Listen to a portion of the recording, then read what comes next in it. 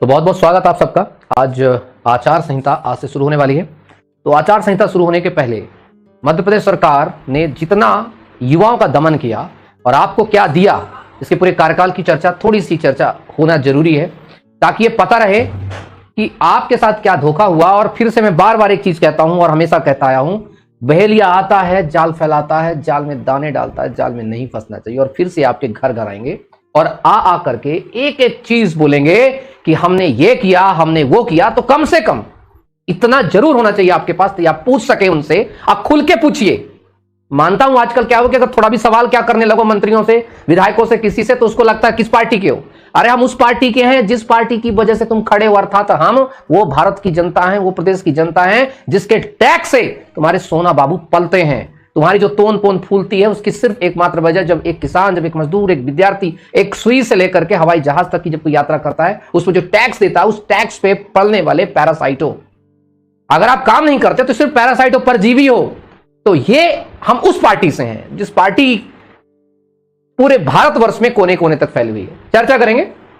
सबसे पहले एक्चुअली बात शुरू हुई थी यहां से।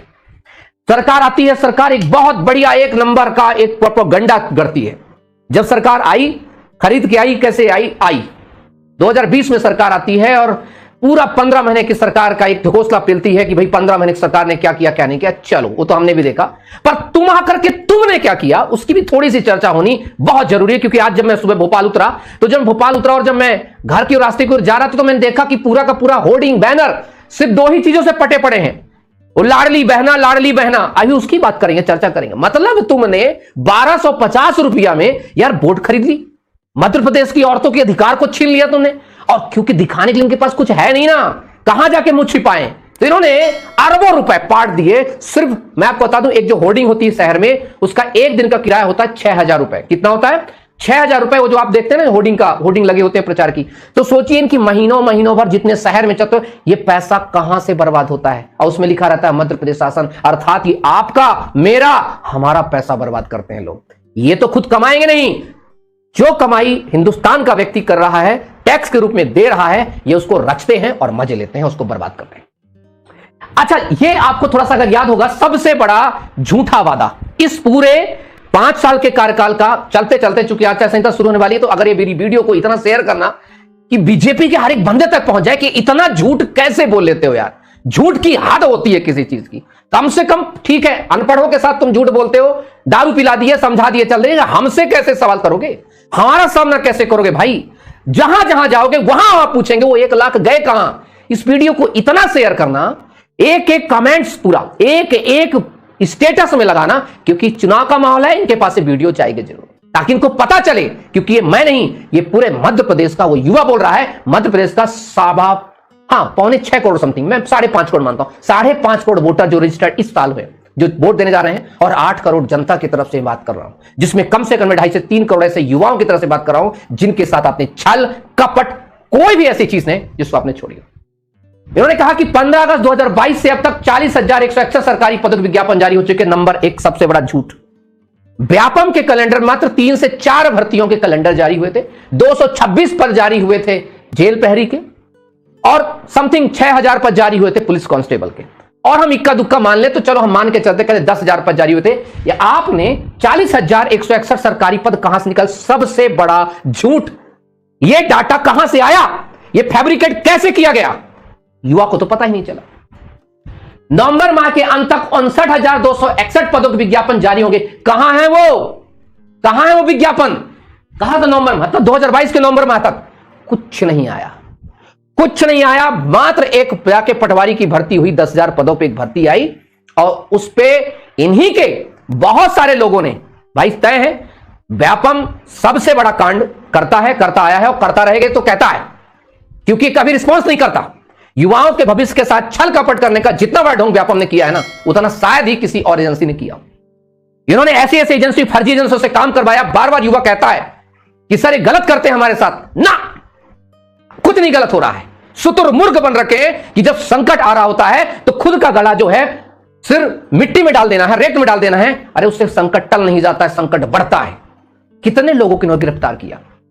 एक रात में सरकार बदल जाती है, एक रात में सीएम से लेकर के गृह मंत्री से हर एक मंत्री बदल जाता है। तो क्या ये पिछले 1 महीने स्टोरी था, 2 महीने होने वाले हैं, अभी तक एक व्यक्ति पकड़ा गया नहीं पकड़ा गया। क्यों पकड़ा जाएगा? कॉलेज तुम्हारा, एजेंसी तुम्हारी, करने वाले तुम्हारे, पकड़ दोगे किसको? चलिए, एक तो ये रहा, मेरे बेटा बेटियों मध्य प्रदेश के रोजगार के साथ ही स्वरोजगार के अवसर उपलब्ध करना सर्वोच्च प्राथमिकता है। शासकीय सेवाओं में भर्ती के लिए भी सरकार संकल्पित है। शायद मामा जी संकल्प का मतलब भूल गए हैं आप। अगले 1 वर्ष में 1 लाख सरकारी पद भर्ती की जाएगी। मेरे बच्चे खूब पढ़ो, खूब बढ़ो, आपके सपनों को पूरा करने मध्य प्रदेश सरकार कोई कसर नहीं छोड़ेगी। इस लाइन को बदलिए, बच्चों खूब पढ़ो, खूब बढ़ो और आपके सपने को कुचलने में मध्य प्रदेश सरकार कोई कसर नहीं छोड़ेगी। एक्चुअली लाइन ये होनी चाहिए थी, लाइन थोड़ी सी बदल दी। मैं आपको बता दूं, ये बड़ा इसको बड़ा प्रोपेगेंडा रचा गया। ये है वो 1 लाख पद जिसकी बड़ी चर्चा की गई। अरे लगा, युवाओं को लगा, सब तैयारी करने लगे। संस्कृति विभाग, सहकारिता विभाग, जनजाति कार्य, पिछड़ा वर्ग, संसदीय कार्य में, सामाजिक न्याय में और पुलिस में, गृह में, हर जगह लगातार चर्चा की गई कि अब जो है 1 लाख मतलब 59,261 पदों पर नियुक्ति आने वाली है। अब बच्चा लगातार बेचारा तैयारी करने लगा, घर परिवार छोड़ करके फिर शुरू किया। और जब कुछ नहीं हुआ तो इन्होंने एक चीज कही, शुरू कर दिया एक नया ड्रामा शुरू किया कि मध्य प्रदेश का कोई भी युवा नहीं रहेगा बेरोजगार। गजब की बात। जरा ऑफिशियल डाटा भी देख लिया करें, अपनी एजेंसी को फोन करके पूछ लिया करें कि कितने एग्जाम करवा दिए, कितने का रिजल्ट जारी कर दिया। 4-4 महीने, 5-5 महीने हो गए, जेल प्रहरी के एग्जाम हुए, सहायक जेल अधीक्षक का एग्जाम हुए, फॉरेस्ट गार्ड के एग्जाम हुए। अरे कौन सा सांप सूंघी मार करके बैठ गया उस रिजल्ट में? कौन सा कुंडली मार के बैठ गया उस रिजल्ट में? सरकार पूरी हो गई, आचार संहिता शुरू होने वाली है, उस पर किसी का ध्यान गया? नहीं गया। क्योंकि हमें बस ये, और ये पता नहीं ये लड़के मिल भी कहां जाते हैं, पता नहीं हमें क्यों नहीं बुलाते कभी सीएम, या आपको क्यों नहीं बुलाते सीएम कभी। ये कौन से लोग हैं जो इनकी पब्लिक मीटिंग में जाते, मेरे समझ में भी नहीं आता है। और वो युवा कौन सा है जो 250-400 रुपए लेके पहुंच जाता है उनके ऊपर ताली बजाने के लिए? कमाल की बात है यार। पता नहीं हम जैसे खुददार, हम जैसे जो मेहनती बच्चों को क्यों नहीं बुलाया जाता, हमसे संवाद क्यों नहीं किया जाता, एक बार तो टॉक किया जाता, एक बार तो हमसे भी दर्द पूछा जाता। लेकिन नहीं, सरकार पूरी तरह से मध्य प्रदेश सब इंस्पेक्टर की भर्ती को लेकर के पिछले 2 साल से, मैं मान लिया 1 साल से, गृह विभाग कुछ नहीं किया। उस पर चयन शाखा ने एक प्रस्ताव भेजा कि हम ऐसा एग्जाम कराना चाहते हैं, इस पर बस साइन कर दीजिए। साइन करने का वक्त नहीं था इनके पास। और अब मौका आएगा, आपके घर आएंगे, आपके पास घर आकर के आपसे पूछेंगे, आपसे बोलेंगे कि बेटा वोट दो। तब बोलना, चाचा वोट तो देंगे पर 2 मिनट थोड़ा सा सुन तो लो, थोड़ा सा तुमने हमारे लिए किया क्या? प्लीज 2 चीजें जरूर पूछना, तुमने हमारे लिए किया क्या और अगला नया ढकोसला तुम्हारे पास है क्या? और खुल के पूछना, डरना बिल्कुल मत। मैं साफ साफ कह रहा हूं, जो डरा होता है वो मरा होता है। खुल के पूछो। अरे खा लेगा क्या हो, खा लेगा क्या? पूछो, खुल के पूछो कि बस मुझे इतना बताने का प्रयास करो कि तुम्हारी सरकार को हम क्यों चुने। क्या एक बार फिर से हम अपना भविष्य बर्बाद करने के लिए तुम्हें चुने? तुम्हारे झूठे वादे के लिए चुने? जब तुम्हें कुछ नहीं मिला साल भर बताने का, तो तुम लाडली बहना का ड्रामा आ गया, वो भी 1 महीने से किस्त जारी है, 2 महीने बाद किस्त बंद हो जानी है। क्यों चुने? तुमने हमारे चूल्हों में आग लगा दी। गैस सिलेंडर के प्राइस को पहले 1200 करना, 1300 करना और फिर बाद में चुनाव का समय ड्रामा करना कि 727 रुपए होगा, 427 रुपए होगा। कमाल की कला है भाई, गजब की कला है। अच्छा, एक और चीज इन्होंने लेकर के आने, नहीं चलो अब बहुत बढ़िया। ये क्या है ना, न्यूज़पेपर वाले भी ने कुछ अगर पत्रकारिता को छोड़ दे, बाकी तो पूरी बिल्कुल नहीं कहते, भाड़ है, पूरा बिकी हुई है। एक सवाल नहीं पूछती है, एक सवाल नहीं पूछेगी, कुछ लेख दे के बची है सोशल मीडिया।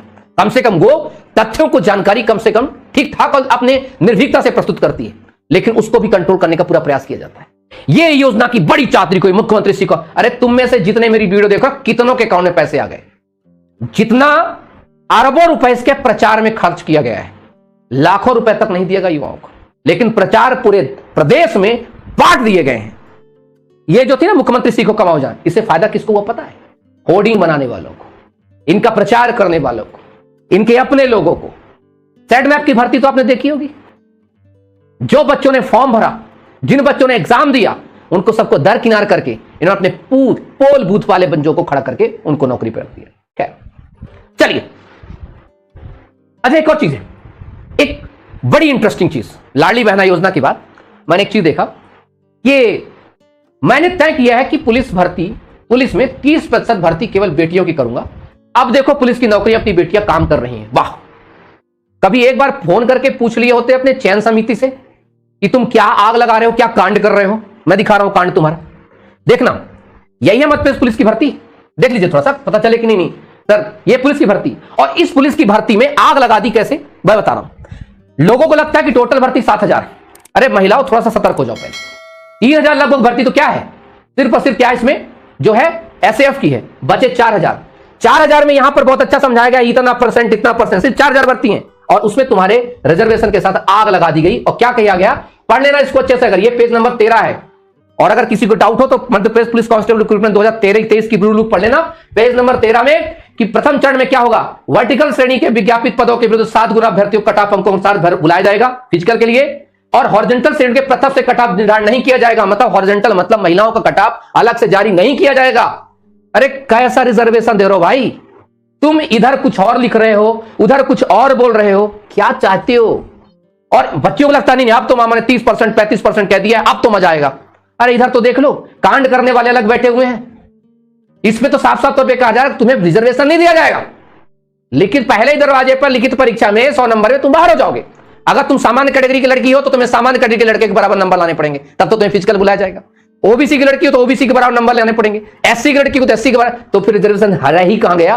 बेवकूफ समझ रखे हो क्या, नहीं बच्चा पढ़े लिखेगा नहीं, हॉरिजॉन्टल वर्टिकल नहीं जानता क्या।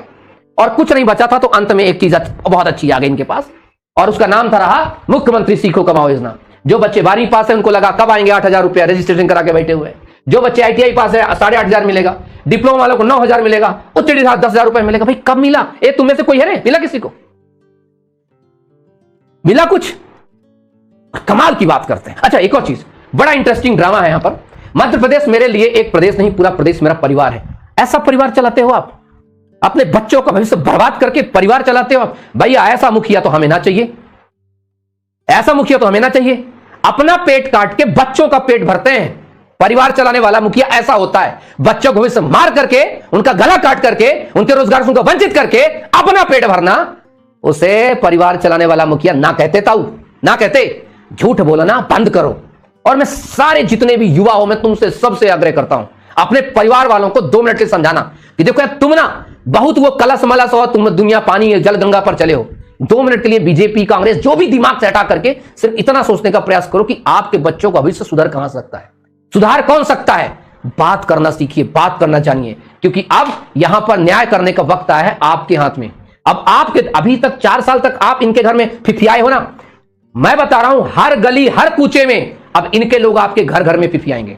इनके लोग आपके सामने आके गिड़गिड़ाएंगे, कहो तो आपके पैरों पे सिर भी रगड़ेंगे, क्योंकि अब वक्त आ गया आपको अपना अंगूठा, अपनी ताकत दिखाने का। तो सही समय का प्रयोग है ये। अब ये मत कहना कि अब मौका नहीं मिला था, अब है मौका। 1 महीने में आपके हाथ में मौका। अब इस समय आज से आचार संहिता लगती है, और सबसे बड़ी सरकार है आप। जितने भी जनता है, जितने भी युवा हैं, आप हैं सबसे बड़ी सरकार। इनसे पूछना कि एसआई की भर्ती आई कहां, इंग्लैंड के रास्ते गई थी, रुक कहां गई। इनसे पूछना जरा, इनसे पूछना पटवारी भर्ती का, इनसे पूछना शिक्षक भर्ती का, इनसे पूछना रिजल्ट कहां गए, इनसे पूछना धांधली का क्या हुआ। पूछना जरूर, डरना मत, क्योंकि हमारे डर पर ये लोग राज करते हैं, और हमारे डर से फायदा उठा करके ये लोग अपना काम करते हैं। मरे तो वैसे भी हो तो कम से कम पूछ के मरे तो ज्यादा अच्छा है। और जो भी आप लोग कसम खाते हैं, कसम खाइए ना खाइए, जो भी करिए, बस इतना जरूर ध्यान रखिएगा कि अगले महीने आपके हाथ में सब कुछ है।